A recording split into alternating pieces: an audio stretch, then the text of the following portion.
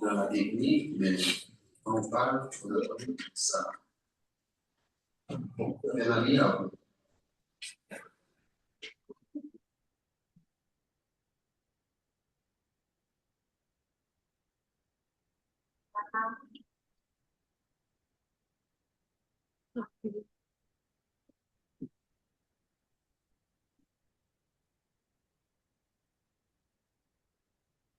Bonjour, frères et sœurs. Vous avez la même présidence du Seigneur, le Seigneur Jésus-Christ.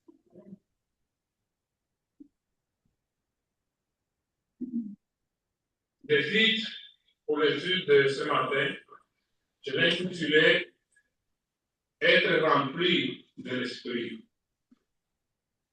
Dans cette étude, nous allons voir comment les apôtres ont été remplis par le Saint-Esprit.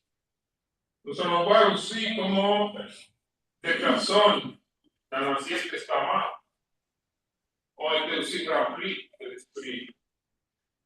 Et nous allons voir aussi dans la fin de l'étude comment pouvons-nous être remplis d'Esprit. C'est la parole de Dieu même nous exhorte à nous d'être remplis d'Esprit. Et nous allons voir comment la parole nous enseigne tout cela que je viens de dire. Pour commencer, je vais tout de suite aller à lecture dans Jean 16, 7 à 14.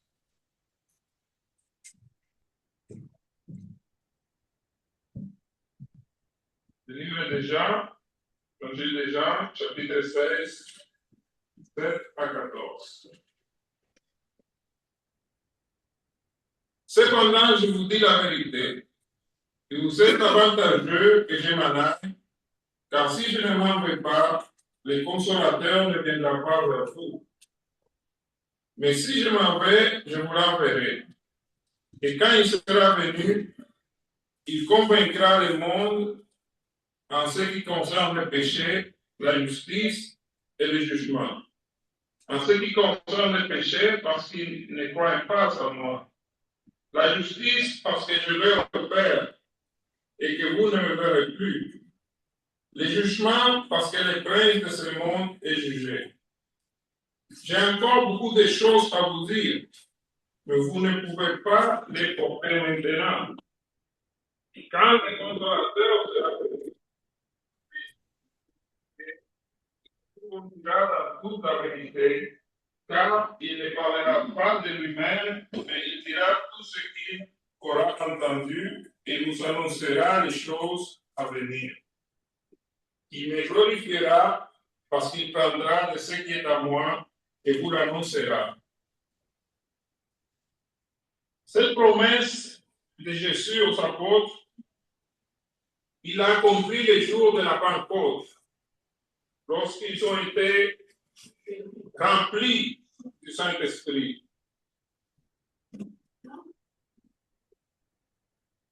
Ils ont été remplis de sorte que l'Esprit parlait à travers les apôtres, tel que Jésus l'avait promis, qu'ils allaient être conduits dans toute la vérité. Jésus leur avait même dit de ne pas s'inquiéter de ce qu'ils devaient dire, parce que l'Esprit Saint allait leur dire quoi dire. Ils ont été remplis de sorte que l'Esprit les a capacités d'effectuer des miracles, des signes, des prodiges, et même d'annoncer les choses qui arriveraient plus tard. Ils ont parlé aussi en différentes langues. Tout cela parmi les dons qu'ils ont reçus et la capacité et la sagesse que l'Esprit leur avait donnée en étant remplis par le Saint-Esprit.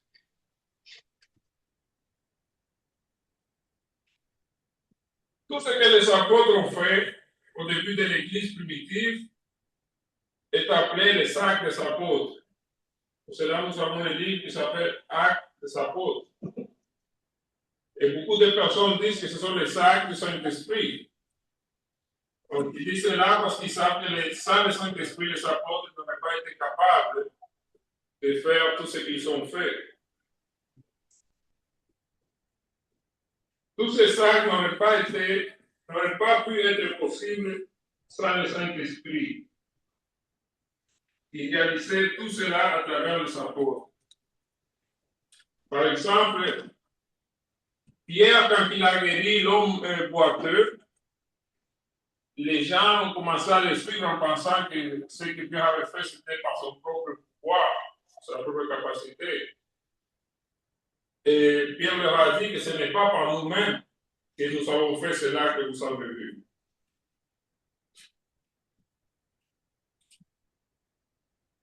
Nous pouvons trouver dans les Écritures que l'Esprit avait déjà rempli d'autres personnes avant et même après les apôtres.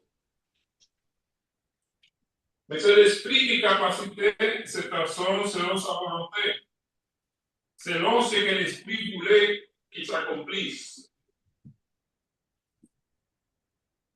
Par exemple, en Acte 2, verset 4, les apôtres n'ont pas parlé en langue de leur choix, mais c'est celle que l'Esprit leur avait capacité, ce que l'Esprit voulait qu'ils parlent.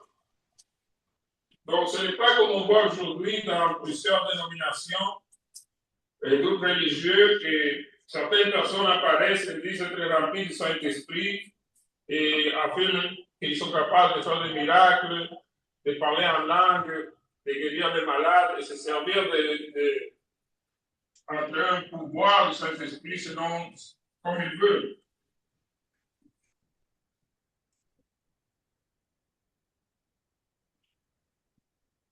Le Saint-Esprit remplit les personnes pour qu'ils fassent ce dont il leur donne le don et la sagesse. Par exemple, le père de Jean le Baptiste, il a été rempli du Saint-Esprit. La parole dit, Zacharie fut rempli du Saint-Esprit et il prophétisa. Donc, le but ici, c'est que le Saint-Esprit a rempli Zacharie dans le but de prophétiser. Il n'a pas été rempli pour parler en langue ou pour faire des miracles, mais pour prophétiser. Nous pouvons aller plus loin dans les Écritures, dans les livres d'Exode, et nous allons voir qu'il y a eu des personnes aussi dans l'Ancien Testament qui ont été remplies du Saint-Esprit, qui ont été remplies de l'Esprit de Dieu. Nous pouvons trouver ça dans les livres d'Exode. Cette personne a été remplie afin qu'il puisse faire et accomplir tout ce que Dieu avait ordonné à Moïse. Exode 31, 1 à 6.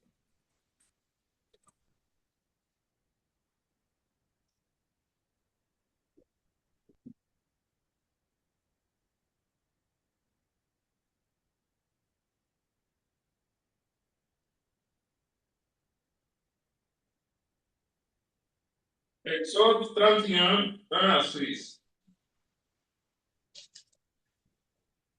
L'Éternel parla à Moïse et dit, sache que j'ai choisi Bezalel, fils d'Uri, fils de Hur, de la tribu de Juda.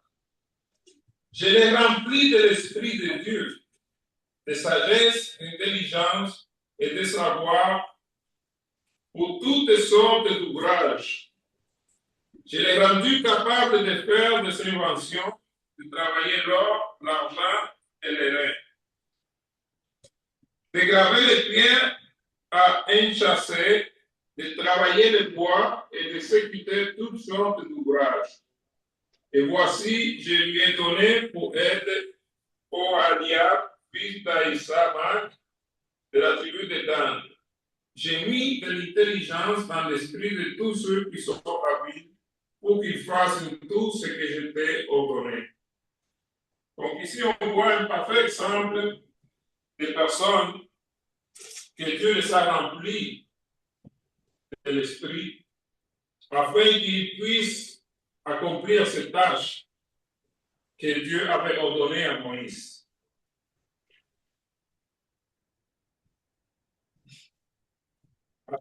une personne était remplie de l'esprit, c'était selon la volonté de Dieu, selon les dons et la sagesse qu'il leur accordait. C'est ce que Pierre dit en se référant aux dons que Paul avait reçus. Quand Pierre a dit, croyez que la patience de notre Seigneur est votre salut. Comme notre bien-aimé frère Paul vous l'a aussi écrit, selon la sagesse qui lui a été donnée. Donc tout ce que Paul a écrit, comme le dit bien ici, c'est selon la sagesse qui lui a été donnée. Pour nous qui sommes en Christ, la parole même nous exhorte d'être remplis de l'Esprit. Mais comment cela est possible? Comment pouvons-nous nous-mêmes nous remplir de l'Esprit? Pouvons-nous être remplis comme l'ont été les apôtres? Est-ce que nous pouvons nous attribuer cela? Évidemment que non. Mais la parole même nous demande d'être remplis d'Esprit. Nous allons voir qu'est-ce que ça signifie pour nous, aujourd'hui qui sommes en Christ. Ce n'est pas pour avoir les mêmes dons que les apôtres. Ce n'est pas pour parler en langue. Ce n'est pas pour faire des miracles et des prodiges. Mais il nous a laissé par sa parole la capacité de grandir spirituellement. La capacité de faire et obéir à sa volonté. La volonté de Dieu. La capacité de nous défendre du malin et la capacité de nous conduire selon l'esprit et non selon la chair. Et ça, c'est si l'Esprit de Dieu habite en vous. Philippiens 2, 13 dit, car c'est Dieu qui produit en vous le vouloir et le faire, selon son bon plaisir. Comment l'Esprit que Dieu a habité en vous produit en vous le vouloir et le faire? Comment savez-vous ce que l'Esprit veut que vous fassiez? Comment pouvons-nous le savoir? Tout cela est possible par la parole. La parole, c'est notre guide. C'est par la parole que l'Esprit nous parle et nous guide pour faire ce dont il veut.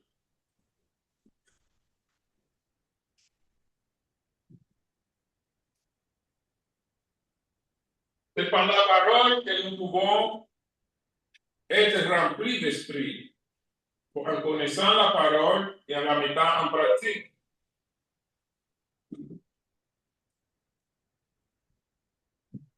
Quelqu'un, s'il vous plaît, cherchez pour moi dans Éphésiens 5, 18 à 19.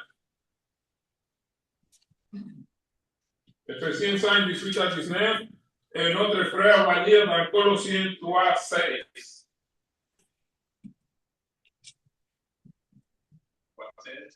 Oui. Éphésiens 5, 18 à 19 et Colossiens 3, verset 16. Ne vous enivrez pas de vin et de la débauche. Soyez au contraire remplis de l'esprit. Entretenez-vous par des dons, par des hymnes et par des cantiques spirituels, chantant et célébrant de tout votre cœur les louanges du Seigneur. Colossiens 3, 13. Oui. Que la parole de Christ habite parmi vous abondamment. Insultez-vous et exhortez les uns les autres dans sa tête, par des sorts et des cantiques spirituels, chantant à Dieu dans vos cœurs sous l'inspiration de la grâce. Merci. Donc, nous voyons ces deux passages. Ce que Paul a écrit aux Éphésiens, c'est la même chose en Colossiens 3, 16.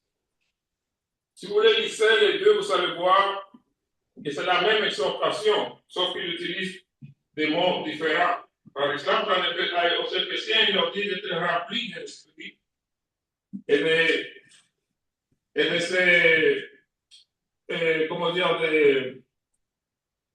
de soutenir un aux autres en chantant des hymnes, des cantiques. Et c'est la même chose qu'il va le dire aux Colossiens en leur disant que la parole de Dieu habite parmi vous abondamment. Donc c'est la même chose de dire d'être rempli de l'esprit. Parce que c'est par la parole que nous qui sommes en Christ pouvons dire que nous sommes remplis d'esprit si cette parole habite en nous et que nous la mettons en pratique. Et comme je dis, pour que cela soit possible, il faut que l'Esprit de Dieu habite en vous.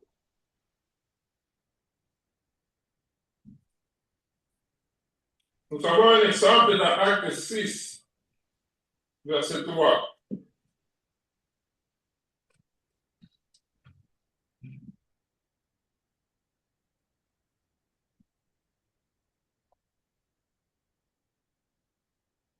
C'est pourquoi, frères, choisissez parmi vous cet homme de qui l'on rend un bon témoignage, qui soit plein d'Esprit Saint et de sagesse, et que nous chargerons de cet emploi. Donc, chercher des frères pour s'occuper des veuves. Et une des conditions, c'était des frères qui soient pleins d'Esprit Saint. Quelqu'un plein d'Esprit Saint, ici, ne signifie pas comme les apôtres, c'est-à-dire la capacité que les apôtres avaient de parler en langue, de faire des miracles, sinon des personnes qui se conduisaient selon la parole de Dieu, selon la volonté de Dieu. Ça, c'est quelqu'un plein d'Esprit Saint, quelqu'un qui a reçu l'Esprit de Dieu et qui se laisse conduire et guider par l'Esprit de Dieu. Quelqu'un qui connaît la parole et la met en pratique.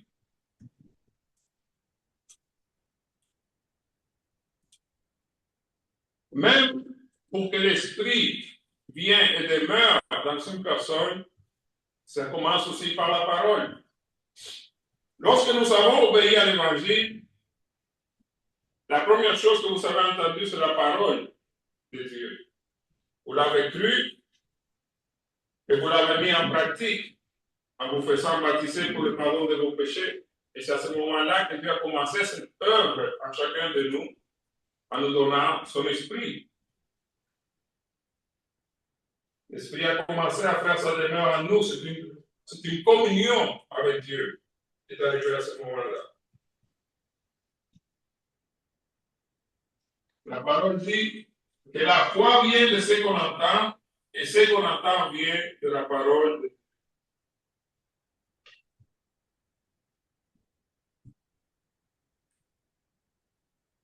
Donc, lorsque nous avons obéi à la parole, nous avons reçu les dons du Saint-Esprit.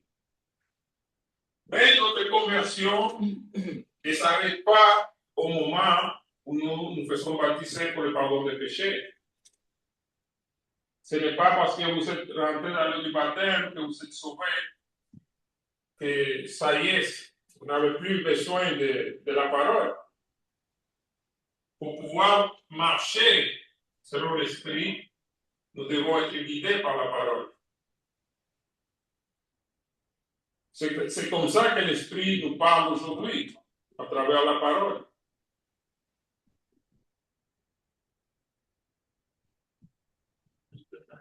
Oui. Oui, je peux appuyer ce que vous venez d'expliquer par un passage biblique, la différence entre la puissance et le Saint-Esprit. Lorsqu'on lit Actes chapitre 1, verset 8, mais vous recevez une puissance, virgule, le Saint-Esprit survenant sur vous. Souvent, la mauvaise interprétation qu'on fait,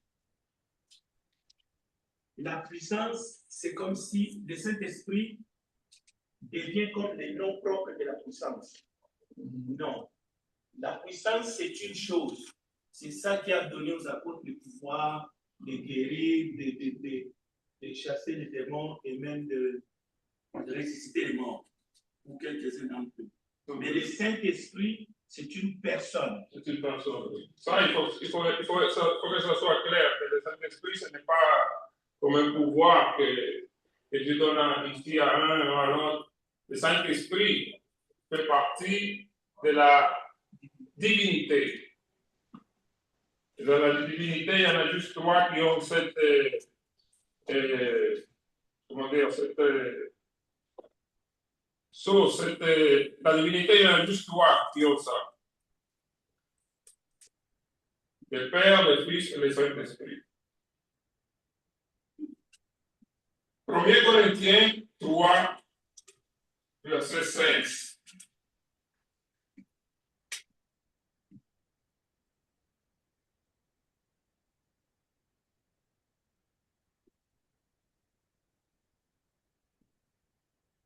Ne savez-vous pas que vous êtes le temple de Dieu et que l'Esprit de Dieu habite en vous?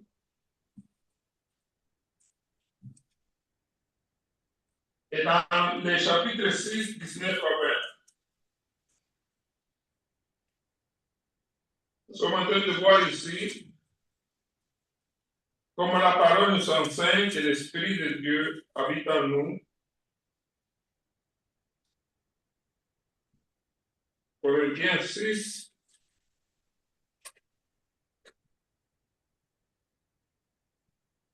(19 à 20). Ne savez-vous pas que votre corps est le temple du Saint-Esprit qui est en vous, que vous avez reçu de Dieu et que vous ne vous appartenez point à vous-même, car vous avez été rachetés à un grand prix. Glorifiez donc Dieu dans votre corps et dans votre esprit qui appartient à Dieu. Donc l'évangile, ce n'est pas seulement ce qui nous sauve, mais c'est aussi ce qui nous garde sauvés. Il y a deux manières de vivre sur cette terre. Deux manières de vivre. Soit selon l'esprit ou selon la chair. Pour nous qui sommes en Christ, Dieu nous a donné la capacité de vivre selon l'esprit. Mais attention, c'est à vous de voir selon qui vous voulez vivre.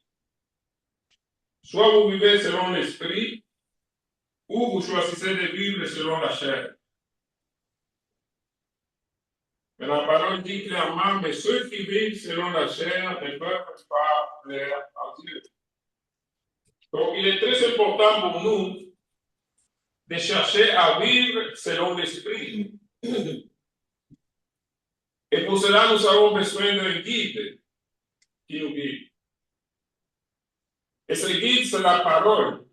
C'est cette Bible que vous savez, que chacun de nous avons. Plus la parole de Dieu habite en nous, plus nous allons être guidés par l'Esprit. Si évidemment, nous la mettons en pratique. C'est ainsi que vous allez savoir comment faire, le vouloir et le faire de Dieu. On va lire dans Romains 8, 1 à 16. Pour comprendre plus comment l'Esprit de Dieu nous capacite.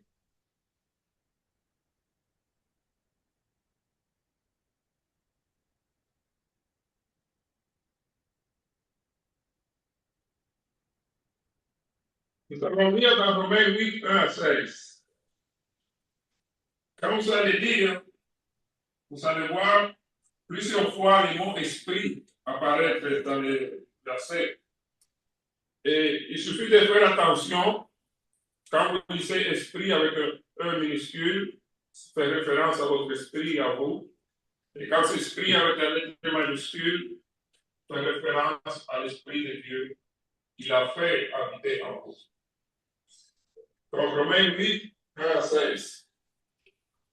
Il n'y a donc maintenant aucune condamnation pour ceux qui sont en Jésus-Christ.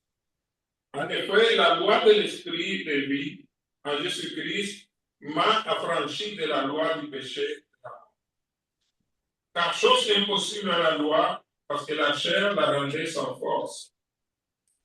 Dieu a condamné le péché dans la chair en envoyant à cause du péché son propre Fils dans une chair semblable à celle du péché, Et cela afin que la justice de la loi fût accomplie en nous, qui marchons non selon la chair, mais selon l'esprit.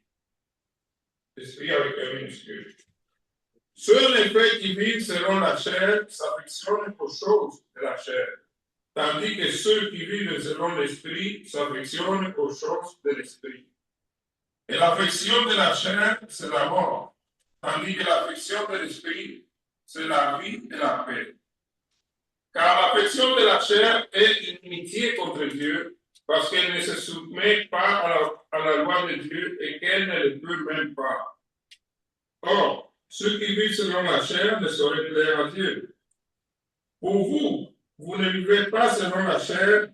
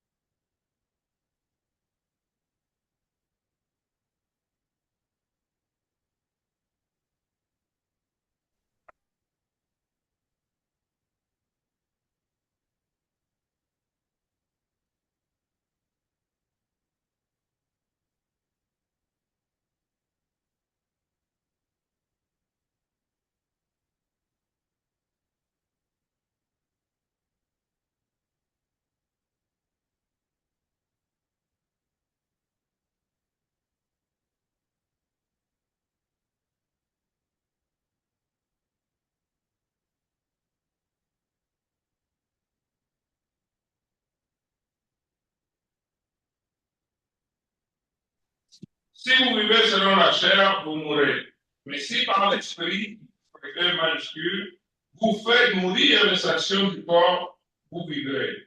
Car tous ceux qui sont conduits par l'Esprit de Dieu sont fils de Dieu. Et vous n'avez point reçu un esprit de servitude pour être encore dans la crainte, mais vous avez reçu un esprit d'adoption par lequel nous crions Abba Père. L'Esprit lui-même rend témoignage à notre esprit que nous sommes enfants de Dieu.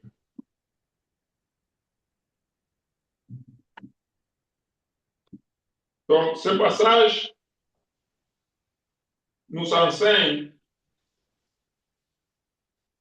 comment l'Esprit, le majuscule, aide notre esprit à vivre selon la volonté de Dieu. Il nous enseigne comment l'Esprit de Dieu capacite notre esprit pour faire la volonté de Dieu, pour ne pas nous laisser guider par la chair. Et comme je l'ai dit, comment pouvons-nous vivre selon l'Esprit? C'est par la parole. En connaissant la parole de Dieu et la mettant en pratique.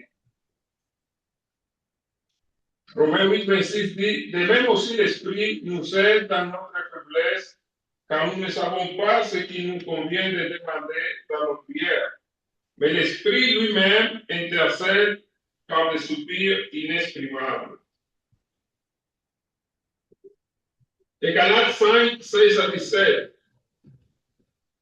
Encore une fois, la parole nous exhorte. Je dis donc, marchez selon l'Esprit, et vous n'accomplirez pas les désirs de la chair. Car la chair a des désirs contraires à ceux de l'Esprit, et l'Esprit en a des contraires à ceux de la chair. Ils sont opposés entre eux, afin que vous ne fassiez point ce que vous voudriez.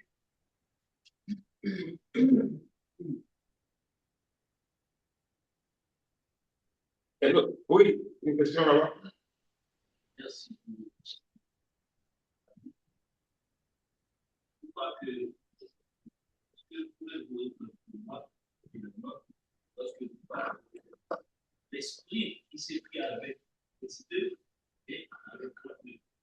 Oui, quand Je voulais savoir, lorsque Dieu a créé l'homme et la femme, il a mis l'esprit en eux.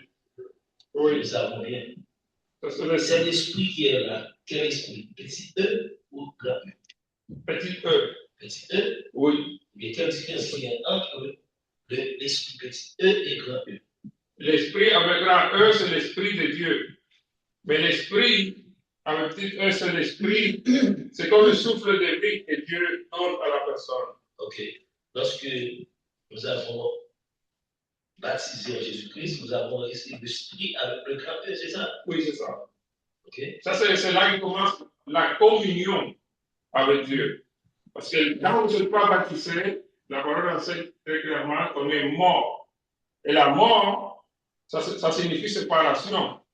Donc, tant que tu n'es pas en communion avec l'Esprit de Dieu, vous êtes mort spirituellement parce que vous êtes séparés.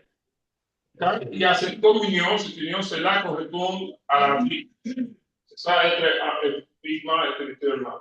Concernant le Saint-Esprit, je viens en tant que notre frère Félix a dit, c'est une personne. Est-ce que c'est une personne puissante ou non puissante? Mais c'est Dieu. Le Saint-Esprit, c'est Dieu. Mais pourquoi Bien sûr qu'il doit être puissant. pourquoi on n'a pas ajouté que c'est une personne puissante? Parce que je pensais que c'est réduire le pouvoir de Dieu lorsqu'on a exprimé comme ça. Qu'il n'a pas de puissance, bien sûr qu'il a de la puissance. C'est Dieu. Il ne peut pas dire que le Saint-Esprit n'a pas de puissance. Il est tout puissant. Tel que le Père, le Fils, il est tout puissant. Mais par contre, quand nous recevons le Saint-Esprit après notre baptême, nous n'avons pas la puissance pour accompagner l'évangile, comme c'était le cas des disciples. C'est là où il y a la confusion. C'est ça que j'ai dit au début, que les disciples, les apôtres, ils ont été remplis, mais ont reçu tout ce qu'ils ont fait, c'est par la puissance que les Saint-Esprit leur a donné.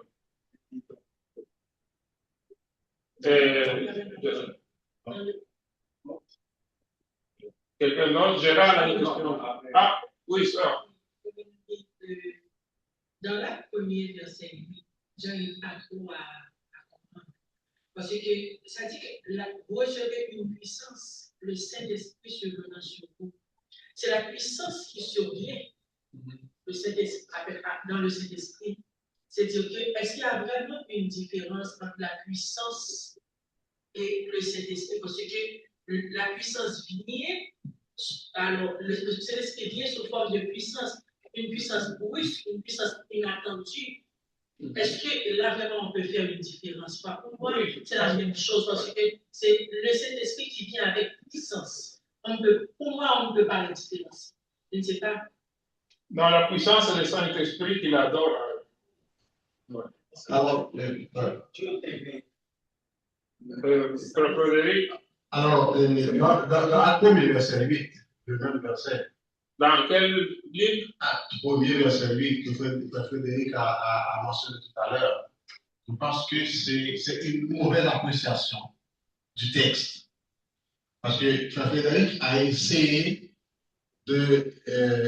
d'accentuer sur la virgule. Grammaticalement, ça s'appelle apposition. C'est-à-dire, mais vous recevrez une puissance, virgule, le Saint-Esprit. C'est-à-dire, lorsque une phrase a une apposition, l'apposition renforce le premier nom, mais sans dissocier, c'est le même attribut. Okay. Le Saint-Esprit, c'est la puissance. Donc, le Saint-Esprit ne saurait être une personne. Le Saint-Esprit, c'est une attribution de Dieu. Donc, le Saint-Esprit n'est pas une personne. C'est une puissance que Dieu utilise dans son attribution pour être sur le croyant, okay, pour intégrer le croyant. C'est ça que le verset voulait dire. Mais vous recevrez une puissance. Virgule, c'est le Saint-Esprit qui est la puissance qui survient sur chaque personne qui accepte Jésus. Et vous serez mes témoins, blablabla. Le premier texte que Barnabé, tu as commencé ton étude, Oui. je ne sais pas si tout le monde. Le premier texte que tu as lu, C'est dans fait référence à un consolateur. le consolateur. D'accord? Donc, on ne peut pas isoler un verset biblique pour comprendre la notion du Saint-Esprit en tant qu'un être qui vient pour nous consoler, que Jésus promet. Mais là, dans 1:8, le problème de la Bible ne change rien, au fait. Un être, c'est un être. Une puissance, c'est une puissance. On sait que c'est le Saint-Esprit qui vient avec puissance. Mais on ne peut pas les confondre. Ok. Oui, Barnabé, s'il te plaît. Écoutez, il n'y a pas longtemps, je présentais une étude ici où je présentais la divinité de Dieu. Et dans cette étude, j'ai renseigné clairement que le Saint-Esprit est une personne, de la divinité de Dieu. C'est une personne méchante. Mais oui, dans la puissance de Dieu. Écoutez, pourquoi pensez-vous, posez-vous la question maintenant, pourquoi Jésus a dit, il est avantageux pour vous que je m'en aille et que le Saint-Esprit vienne? Est-ce que quelqu'un peut répondre à cette question? Pourquoi Jésus a dit cela? Le Saint-Esprit, c'est l'esprit du Dieu vivant. Le Dieu de l'Ancien Testament, le Yahweh, c'est le même Dieu incarné en Jésus-Christ. Et le fait que Jésus-Christ ne pouvait pas vivre éternellement dans son corps physique, il a dit aux disciples qu'il s'en va et il va envoyer le consolateur. Mais c'est l'esprit de Jésus-Christ qui va être en nous. Et c'est son esprit qui est en nous, c'est lui le consolateur. Et c'est le même Dieu qui était dans le Nouveau Testament, qui est incarné en parole. Sa parole est incarnée en Jésus-Christ. Et Jésus-Christ s'en va et il envoie son Saint-Esprit qui est encore le même Dieu qui est en nous. Le Seigneur Jésus-Christ est notre Dieu. C'est ça, c'est le même Dieu, mais ce n'est pas la même personne. Parce que Jésus, de personne. Jésus, quand il a dit, mais laissez-moi parler, Jésus, quand il a dit, il est avantageux pour vous que je m'en aille. Pourquoi il est avantageux? Parce que Jésus, si vous voulez être avec Jésus aujourd'hui et qu'il est à Jérusalem, vous devez aller jusqu'à Jérusalem pour être avec lui, pour qu'il vous console, pour qu'il vous guide. Mais en s'en allant et en voyant le Saint-Esprit, il n'est pas à l'extérieur de nous, mais à nous. Et partout où tu vas, il est là avec toi. C'est l'Esprit de Jésus qui est en nous. C'est l'Esprit de Jésus qui est en nous, Fabien Nazi. Ok. Oui, ils sont un. Mais on dirait que vous n'étiez pas là les jours que je présentais cette étude. Si j'aurais le temps, j'aurais recommencé l'étude avec plaisir. Je l'aurais refait encore afin que vous compreniez que ce n'est pas la même personne. Si quelqu'un ne croit pas qu'il y a trois personnes en Dieu, nous n'avons pas la même doctrine avec la personne. Donc vous avez une autre doctrine. Mais les trois sont un. J'aimerais rajouter, je pense que les traductions, ça apporte beaucoup de confusion. Parce que moi, je parle 3 langues. Et quand je lis, les versions que j'utilise le plus souvent, c'est l'anglais ou l'espagnol. Et j'ai regardé toutes les versions en anglais et toutes les traductions en espagnol que j'ai trouvées. Et chacune des traductions, quand on lit Actes chapitre 1, verset 8, ils disent « Vous recevrez de la puissance quand le Saint-Esprit va venir parler sur vous. » Maintenant, je lis la version en anglais. Je ne sais pas à quel point vous comprenez bien l'anglais, mais c'est-à-dire But you will receive power when the Holy Spirit has come upon you. Alors, vous allez recevoir de la puissance quand le Saint-Esprit va être venu. Oui, mais c'est juste la version en français qui est pas alors, c'est pas la version. C'est pas la même chose. C'est pas la même chose. La version française est fausse. C'est pour ça qu'il y a des gens. C'est la compréhension. Je veux juste se dire.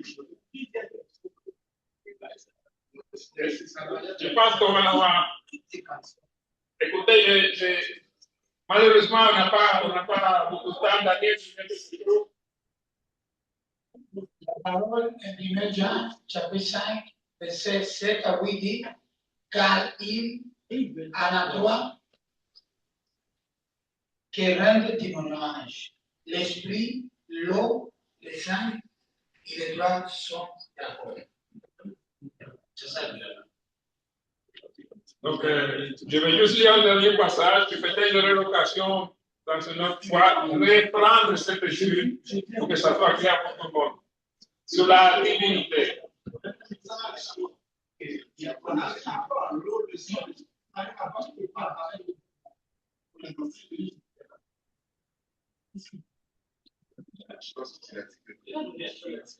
Bon, je n'aurai pas le temps de continuer.